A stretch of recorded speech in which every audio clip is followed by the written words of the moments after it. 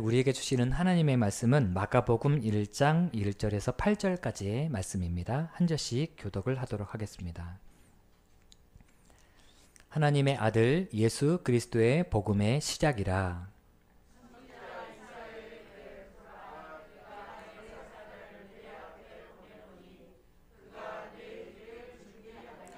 광야에 외치는 자의 소리가 있어 이르되 너희는 주의 길을 준비하라. 그의 오실 길을 곧게 하라. 기록된 것과 같이.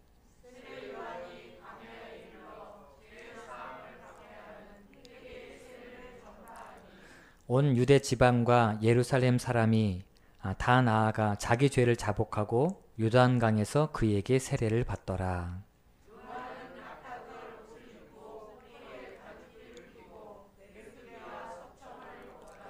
그가 전파하여 이르되 나보다 능력 많으신 이가 내 뒤에 오시나니 나는 굽혀 그의 신발끈을 풀기도 감당하지 못하겠노라. 그는 너희에게 성령으로 세례를 베푸시리라. 아멘. 기도하겠습니다. 오늘은 주와 함께 행복한 동행 10번째 시간이고요. 제목 한번 읽어보실까요? 말씀 보시면서. 자, 시작. 네, 광야로 나아가라 라는 제목으로 말씀을 나누도록 하겠습니다. 지난 주 중에 홍민기 목사님의 간증을 제가 들었는데요. 아마 이 목사님을 아시는 분도 계실 것이고 모르시는 분도 계실 것 같아요. 이 목사님의 별명이요, 탱크 목사입니다.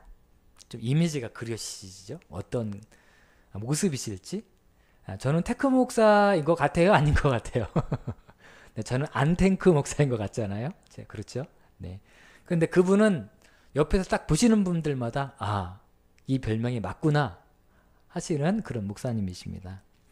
교회에서 교회에서 안 보시면, 밖에서 보시면 전혀 교회 안 다니실 것 같은 네, 그런 이제 인상을 가지고 계신 그런 목사님이십니다. 이 목사님께서 이런 간증을 하셨어요. 아버지가 목사님이세요. 그리고 아버지께서 교회에서 이민 목회를 하실 때 청소년이었죠. 그런데 자신이 생각할 때에도 아버지는 참 좋으신 목사님이다라는 생각이 들었다라는 거예요. 목사님 자녀들 중에 우리 아빠가 목사인가 맞아? 이런 아이들도 있는데, 이렇게 좋은 우리 아버지는 정말 목사님이셔 이렇게 고백하는 우리 다음 세대 아이들도 많이 있거든요. 이 목사님이 그러셨다라는 거예요. 그런데 말이죠, 자신이 생각할 때 우리 아버지는 정말 좋은 목사님인데 하나님께 서운한 건 뭐냐면요, 이렇게 좋은 목사님은 하나님이 안 도와주시는 것 같은 거예요. 네. 아버지의 목회는 참 힘든 것 같은 겁니다. 성경 말씀 보면은 하나님께서 광야에서 이스라엘 백성들에게 만나도 주시고 메추라기도 주시고 뭐 많이 주셨다라고 말씀하고 있는데, 자신의 집을 보니까 하나님이 안 주시는 것 같은 거예요. 물론 어린 그런 나이이니까 그렇게 느껴질 수도 있다라는 생각이 듭니다. 뿐만 아니라 아버지의 모습을 보니까 우리 교회, 우리 아버지에게 축복하지 않는 하나님이 좀 서운하기도 하고, 그리고 성도님들을 뵈니 마음속에 분노하는 마음이 스멀스멀 올라오는 사건들이 있었다는 것입니다. 물론 지금은 좀 그렇지 않지만 그때 당시는 약 20년, 30년 전 이야기예요. 한국에서 이민을 미국에 가시면 대부분 공항에 마중 나오시는 분들이 계십니다. 그분들은 누구일까요? 네, 보통 목사님들이 많이 마중을 나오세요. 지금도 그렇고요. 옛날에는 특히 목사님들이 많이 마중을 나오셨습니다. 그래서 목사님들이 공항에서 픽업해 주시고, 그 다음에 집도 구해 주시고, 그리고 직장까지 구해 주시는 모든 서비스를 목사님들이 다 하시는 거예요. 근데 큰 교회는 이런 서비스를 잘 안 해주시는 겁니다. 그러니까 이제 작은 교회로 많이 오시는 거죠. 그런데 이민교회 생활이 어느 정도 이제 자리가 잡히면 오셨던 분들이요, 큰 교회로 가시는 거예요. 그러니까 젊은 청소년 나이에 마음이 좀 안 좋은 겁니다. 게다가요, 어떤 성도들은 이사하는 날이에요. 성도님이 이사하는 날, 근데 그 집 키를 목사님에게 주시고 자신은 출근하는 거예요. 그리고 목사님 가정이 이사해 주시는 거죠. 그리고 돌아와서는 직장에서 돌아오셔서는 뭐라고 하시는 거예요. 아니 이거 물건 부서졌다고. 그리고 이 물건 여기에 있어야 되는데 이걸 왜 이쪽에다 옮겨주시면 어떡하냐고 얘기하는 분이 있었다는 것입니다. 자, 그리고 뿐만 아니라요. 미국에 오신 분들 중에서 차를 구입하실 때 보증을 서주시면 참 좋은데, 그때 당시에 지금도 마찬가지지만요, 목사님, 미국 사회에서는 목사님이면 일단은 보증 끝난 거예요. 그러니까 목사님 보증으로 차를 사신 거예요. 그런데 그분이 날개도 안 달리셨는데 날아가 버리셨어요. 네, 이런 경우가 있었다는 것입니다. 자, 그런데 여러분들 여기서 우리가 한 가지 잊지 말아야 되는 것이 있어요. 이민 가신 분 중에서요, 신앙생활 하시는 분도 계시지만 신앙생활을 안 하시는데 그런 서비스를 받으시려고 교회에 가시는 분들이 굉장히 많으셨어요. 그때 당시에. 그러니까 미국에 가면, 미국에 있는 교회 가면요, 점심 줘요. 김치도 먹을 수 있어요. 그리고 모든 것들 서비스를 다 받을 수 있으니까 교회와는 상관없이 그냥 교회 다니시는 분들이 있다는 것을 염두에 두시고, 제가 지금까지 나열했던 분들이 크리스찬이라기보다는 약간 그런 쪽에 속해 있는 분들이다 라고 생각하시고 이렇게 말씀을 들으시면 될 것 같습니다. 지금도 그 미국에 이민 가시는 분들은 교회에서 거의 대부분의 정보들을 다 얻는다라고 얘기를 합니다. 그런데 이런 어떠한 일들을 경험하니까 이 어린 홍민기 학생이 마음이 부글부글 막 차오르는 거예요. 분노가 가지지가 않는 것입니다. 그래서 한참을 방황하셨대요. 뭐 모든 스토리를 다 이야기할 수 없지만 그 우여곡절 끝에 목사님이 되셨어요. 네, 원래 나는 절대 목사 안 돼 이런 분들이 목사 되시는 경우가 되게 많으세요. 목사님이 되셨습니다. 그리고는요, 그동안의 과정들이 하나님께서 사용하시려고 그러셨던 것인지 목사님이 되시는 그 순간부터 세상말로 탄탄대로 잘 나가는 목회가 되는 거예요. 성도님들은 막 구름대 같이 몰려들고요. 거의 유명 스타 부 강사였어요. 특히 이제 청소년들에게 아주 그 인기가 있는. 왜냐하면 자신이 한참 방황을 해보셨잖아요. 그러니까 다 아는 거예요. 청년들이 지금 가정에서 전화가 오면 목사님 애가 가출했어요. 그러면 목사님이 눈을 감고 내가 옛날에 이런 때 어디 갔더라 생각하고 그 자리에 가면 꼭 그 자리에 애들이 있는 거예요. 그러니까 청소년 그 유명 스타 강사였습니다. 이렇게 막 이제 정말 하나님께서 막 쓰임 받게 되었죠. 그러다가 그 대형교회, 부산에 있는 대형교회에 부임을 하게 됩니다. 정말 큰 교회, 저희 교회보다는 뭐 몇백 배는 많은 성도님들이 출석하시는 그런 교회입니다. 여기까지만 보면 정말 너무너무 대단하다. 정말 인생 스토리, 역전 스토리다라고 생각할 수 있잖아요. 그런데 하나님의 스토리는 항상 여기에서 안 끝난다라는 것이죠. 이제부터 시작인 거예요. 그런데 부임하고 나신 다음에 4년 만에 사임을 하셨습니다. 그러시고 하시는 말씀이 큰 교회 목사는 아무나 하는 게 아니라고. 나는 야전 스타일이지 그런 스타일은 아니라고 얘기를 하시더라고요. 어떤 사건이 있었는지에 대해서는 설명을 하지 않으셨어요. 그런데 이렇게 말씀하시더라고요. 큰 교회 부임했을 때 여기저기서 아는 체 하는 사람들이 막 있었다는 것입니다. 평상시에 몰랐던 분들이 많은 체 하시는 거예요. 그런데요, 그 교회를 딱 사임하는 순간에 밀물처럼 몰려왔던 그 인기가 썰물처럼 쫙 빠져나가기 시작하더래요. 그리고 어떤 사건이 그곳에서 있었는지 모르겠으나 화살이, 수많은 화살들이 뒤에서 막 날아오기 시작하더라는 거예요. 정말 인생에 있어서 가장 힘든 시간이었다는 것입니다. 어릴 때 힘든 시간을 경험했잖아요. 그리고 이제는 탄탄대로로 잘 가고 있었는데 이것이 이제 내 인생 고생 끝, 행복 시작이구나라고 생각했던 그 순간에 자신의 인생에 다시 어려움이 시작됐던 것이죠. 목사님께서 이 시간을 지나고 다 지나셨어요. 지금은 다 지나시고 난 다음에 책 한 권을 쓰셨습니다. 근데 그 책 한 권, 그 책 제목이에요. 그 시간, 그 교회를 사임하고 하시고 보내셨던 그 시간이 어떤 시간이었는지를 정확하게 알게 하는 그런 제목이에요. 책 제목이 뭐냐면요, 더 이상 내려갈 곳이 없었다 였어요. 더 이상 내려갈 곳이 없었다. 너무너무 힘들었다는 거죠.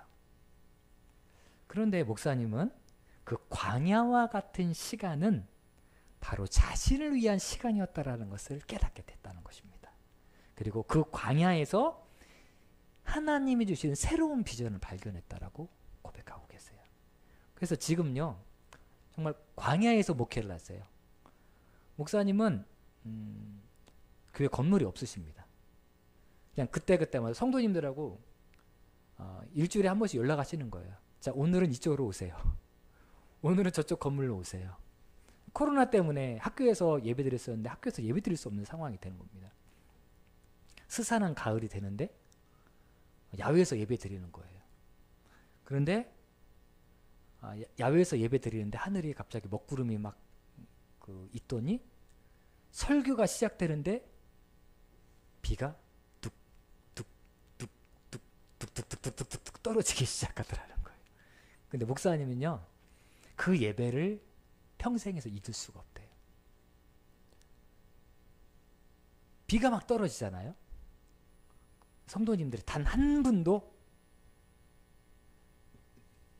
이러시는 분들이 없더라는 것입니다. 비가 떨어지는데 그냥 그 자리에서 앞에만 보고 계시더래요. 모든 성도님들이. 그리고 그 예배 지난 다음에 그 성도님들이 우리는 어느 곳에서도 예배한다. 이런 성도님의 마음으로 바꿔졌다는 것입니다. 그래서 목사님이 그 교회가 부산에 있으세요. 부산에서 예배 드리시고 1부 예배 부산에서 예배 드리시고 2부 예배 서울에서 드리세요. 비행기 타고 서울로 올라오세요. 이렇게 예배를 드리고 계시는데요. 광야와 같은 시간이 자신의 삶 속에서는 가장 큰 축복의 시간이었다라고 고백을 하고 있습니다. 저는 홍민기 목사님께서 고백하셨던 것처럼 정말 더 이상 내려갈 것이 없는 것처럼 보이는 광야가 우리의 인생의 터닝 포인트라고 저는 생각을 해요. 목사님이 그러시더라고요. 바닥을 친 사람은 이제는 더 이상 바닥까지 내려갈 일이 없는 거예요. 왜냐하면 밑바닥을 쳤으니까요. 그때부터는 올라올 길밖에 없다라는 것이죠. 광야에서요, 하나님의 은혜를 우리가 경험하게 된다는 것입니다.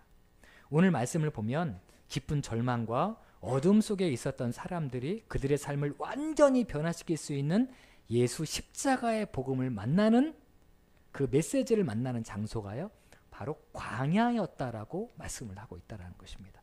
우리가 3절 4절 한 절씩 읽어보시겠습니다. 광야에 외치는 자의 소리가 있어 이르되 너희는 주의 길을 준비하라. 그의 오실 길을 곧게 하라. 기록된 것과 같이.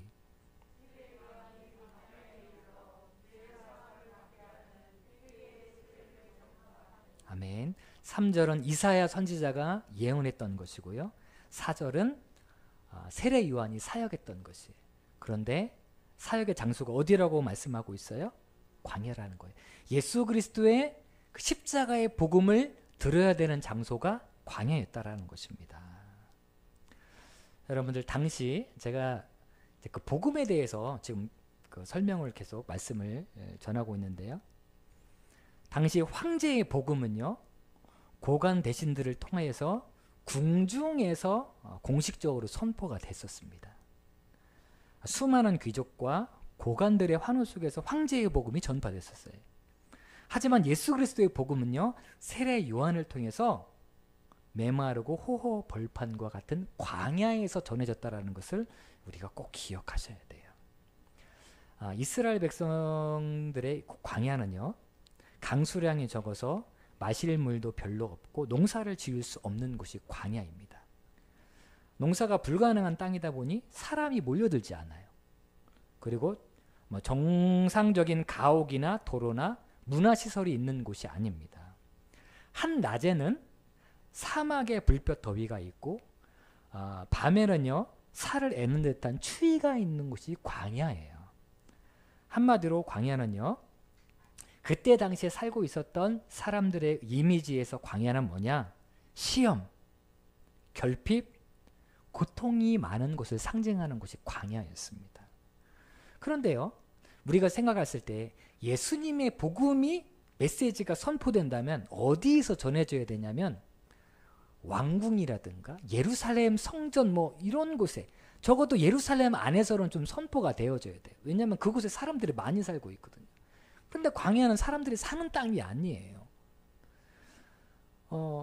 예수님의 그 위상, 복음의 위상으로 따졌을 때는 복음은 반드시 예루살렘 성전에서 전파가 되어져야 돼요.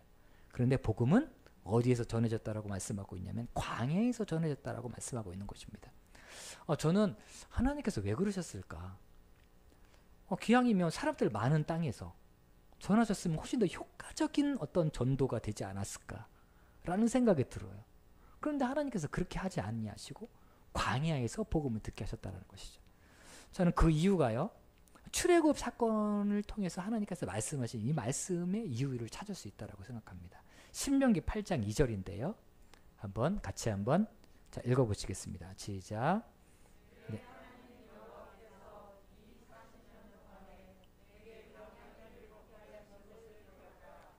이는 너를 낮추시며 너를 시험하사 내 마음이 어떠한지 그 명령을 지키는지 지키지 않는지 알려 하심이라.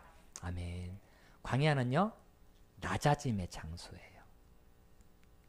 그리고 낮아진 사람만 찾을 수 있는 곳이 광야입니다. 광야는 사람의 지혜와 능력으로는 살 수 없는 곳이고요, 하나님께서 베푸신 은혜로만이 살 수 있는 곳이 광야예요. 그리고요, 이 광야에서는 사람의 계획이 소용이 없어요. 자신의 인생과 대책을 세울 수 없는 곳, 그리고 자신의 생활 방식과 어떤 문화적인 혜택, 모든 것들을 다 내려놓은 사람만이 갈 수 있는 곳이 광야입니다. 그러니까 광야라는 장소는요, 가난한 심령만이 찾을 수 있는 곳이 광야예요. 광야로 가는 길이 어렵잖아요. 힘들잖아요. 그런데 여기에 가만히 있으면 이렇게 편한데 내가 광야로 갈 이유가 무엇이 있어요? 하지만 광야를 찾는다라는 것은 마음속에 가난한 마음이 있다는 거예요. 광야로 가지 않고 광야로 가서 말씀을 듣지 않으면 견딜 수 없는 사람만이 이 광야를 찾게 된다는 것입니다. 찬양 중에 광야를 지나면이라는 찬양이 있어요. 하나님께서 우리들을 광야로 불러내시는 그 이유를 알 수 있는 가사가 여기 쓰여져 있습니다. 한번 띄워주시겠어요? 네. 가사가 이렇게 되어 있어요. 주님만 내 도움이 되시고 주님만 내 빛이 되시는, 주님만 내 친구 되시는 광야. 주님 손 놓고는 단 하루도 살 수 없는 곳 광야. 이렇게 돼 있어요. 주님 손 놓고는 단 하루도 살 수 없는 곳이 광야예요. 주께서 나를 사용하시려 나를 더 정결케 하시려 나를 택하여 보내신 그곳 광야. 성령이 내 영을 어떻게 하세요? 다시 태어나게 하는 것. 성령께서 나를 다시 태어나게 하는 곳이 광야예요. 제가 인생의 광야에 있을 때 제가 처음 이 찬양을 접했어요.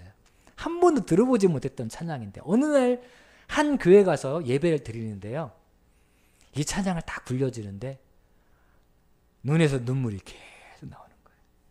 왜냐하면 이 찬양이 나에게 주시는 찬양인 거예요. 가사는 이렇게 연결이 이어집니다. 자, 그럼 띄워주시고요. 한번 읽어보시겠습니다. 같이요. 시작. 내 자아가 산산이 깨지고 높아지려 했던 내 꿈도 주님 앞에 내어놓고 오직 주님 뜻만 이루어지기를, 나를 통해 주님만 드러나시기를, 광야를 지나며. 아멘.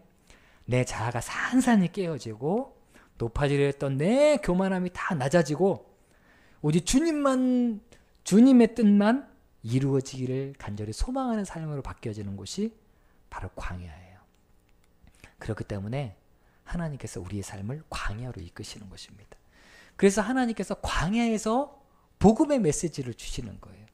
여러분들 똑같이 예배 자리에 와 있으시지만요, 마음이 광야가 아니신 분들은 은혜가 안 되는 경우가 있어요. 여기서 말하는 광야라는 것은요, 고통을 뜻하는 것은 아니에요. 고통뿐만 아니라 좋은 일이 있으시든지 아니면 마음속에 어려움이 있으시든지 마음이 가난한 마음으로, 광야와 같은 마음으로 주님 앞에 오시는 분들에게는 반드시 하나님의 말씀이 임하여지게 됩니다. 그런데 우리의 마음이 황궁과 같아요. 왕궁과 같아. 그러면 하나님의 말씀이 떨어질 수 없다라는 것을 우리가 여기를 통해서 우리가 깨닫게 되는 것입니다. 믿음의 선배들도요, 이 광야에서 자신의 자아가 깨어지고 하나님을 다시 만나는 그런 어떤 사건들을 많이 경험했습니다. 여러분들 야곱 아시죠? 네. 야곱이 하나님을 만났던 장소가 어디냐면 바로 광야였어요. 어떤 광야요? 야곱이 형 에서가 축복받아야 되는 그 장자권을 속여서 빼앗았잖아요. 그러니까 형이 화가 나요, 안 나요? 굉장히 화가 나죠. 그래서 형이 내가 너를 죽여버리겠다 라는 마음을 품게 됩니다. 그래서 어머니가 이 작은 아들, 사랑하는 아들인데 잃으면 안 되잖아요. 그래서 이제 그 외삼촌 댁으로 보내게 되는 것이죠. 그 광야의 길을 지나는 거예요. 쫓겨다니고 자기 혼자 터벅터벅 걸어가고 있는데 날은 저물었고 밤에는 엄청나게 춥습니다. 이 광야가요. 너무너무 추운데 깜깜해요. 불은 하나도 없고. 여러분들 광야에서 혼자 주무신다고 생각해 보세요. 냉수가 올 수도 있고 도적대가 혹시 달라들 수도 있고 혼자 그렇게 정말 너무 힘들고 어려운 마음으로 광야에서 잠을 청하게 되는데 그때 하나님을 만나게 되는 거예요. 그때요, 야곱이 꿈을 꾸게 됩니다. 자신의 인생의 처음으로 신령한 꿈을 꾸게 돼요. 하늘과 땅에 사다리가 있는데 천사가 오르락 내리락 하는 꿈을 그 광야에서 꾸게 됐죠. 그리고 하나님께서 약속의 말씀도 그 광야에서 주세요. 창세기 28장 15절 16절 말씀인데요. 한 절씩 교독해 보겠습니다. 내가 너와 함께 있어 내가 어디로 가든지 너를 지키며 너를 이끌어 이 땅으로 돌아오게 할지라. 내가 내게 허락한 것을 다 이루기까지 너를 떠나지 아니하리라 하신지라.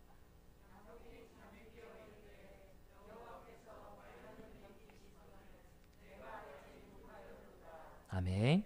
하나님께서 약속의 말씀을 그 광야에서 주세요. 야곱이 그 광야에서 신령한 꿈을 경험하게 되죠. 두 번째, 약속의 말씀을 받게 되죠. 세 번째, 하나님 앞에 드리지 말아야 될 서원 기도도 드리게 됩니다. 서원 기도도 여기서 드리게 돼요. 창세기 28장 20절에서 22절 말씀을 한 절씩 교독해 보겠습니다. 야곱이 서원하여 이르되 하나님이 나와 함께 계셔서 내가 가는 이 길에서 나를 지키시고 먹을 떡과 입을 옷을 주시어.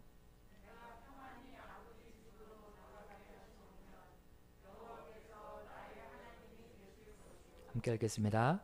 내가 기둥으로 세운 이 돌이 하나님이 집이 될 것이요 하나님께서 주시 10분의 1을 내가 반드시 하나님께 드리겠나이다 하였더라. 아멘. 자, 야곱이요 많은 서원 기도를 하는데 거기에서 11조도 서원 기도를 해요.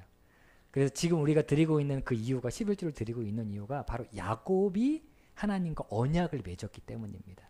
그래서 그때부터 이렇게 진행되고 있는 거예요. 길선주 목사님이 평양 대붕 운동을 있으실 때 그때 하나님 앞에 무엇을 시작하냐면요.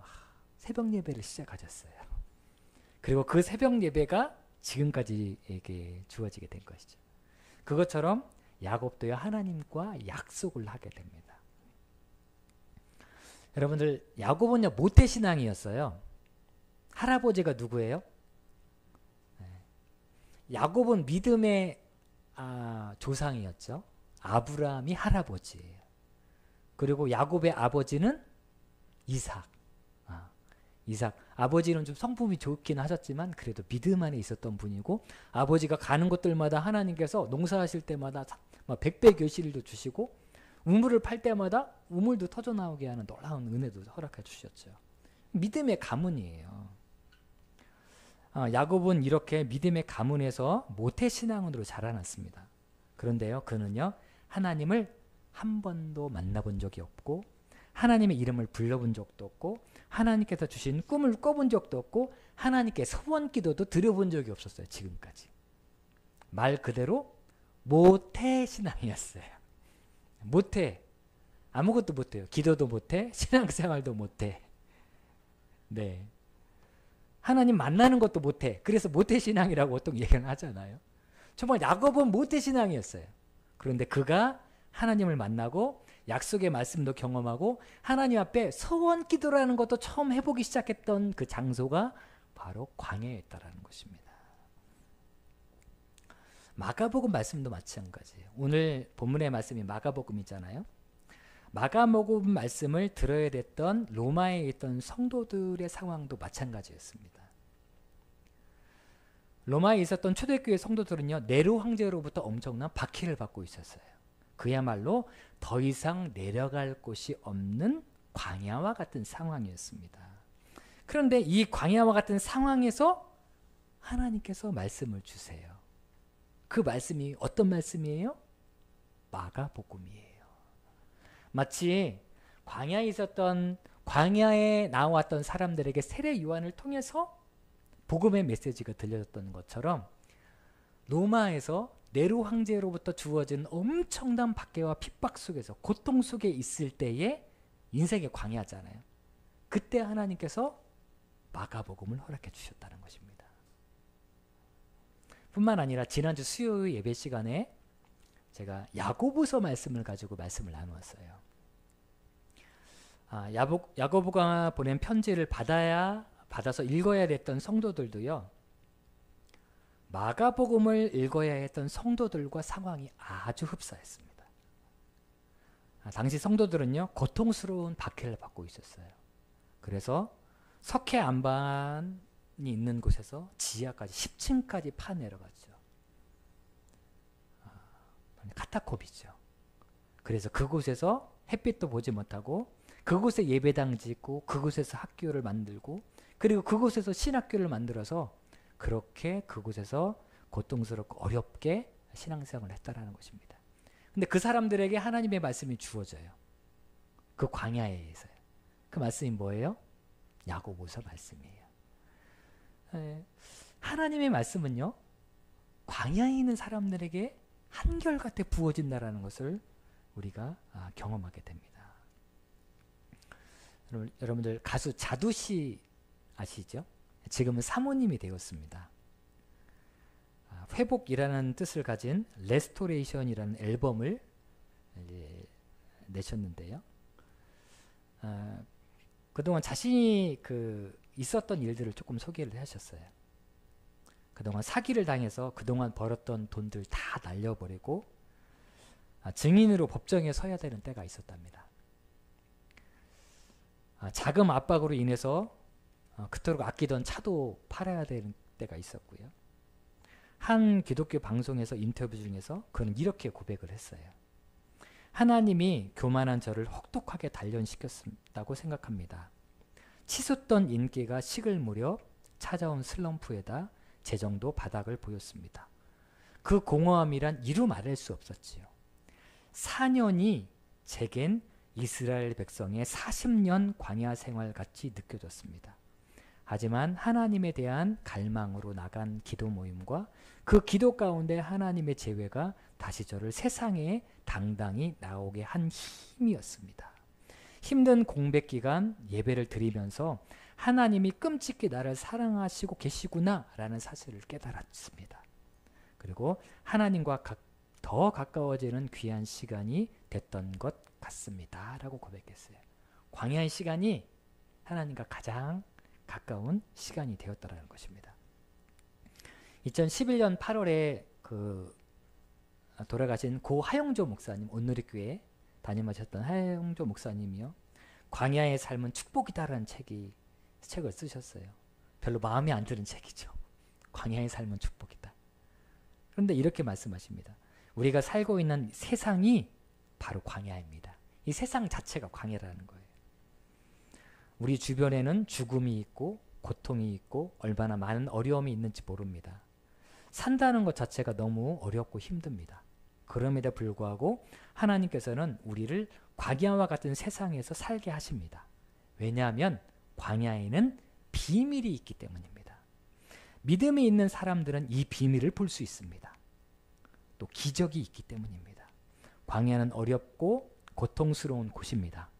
하지만 하나님을 바라보고 신뢰하는 사람에게는 광야는 순식간에 피어나는 장미꽃과 같이 풍성한 옥토로 축복의 장소로 변할 것입니다. 라고 이렇게 말씀하셨습니다. 사랑하는 여러분들, 우리의 인생에 광야의 길을 걷고 계신 분이 혹시 계실 수도 있어요. 육신적인 연약함이 있으신 분도 계시고요.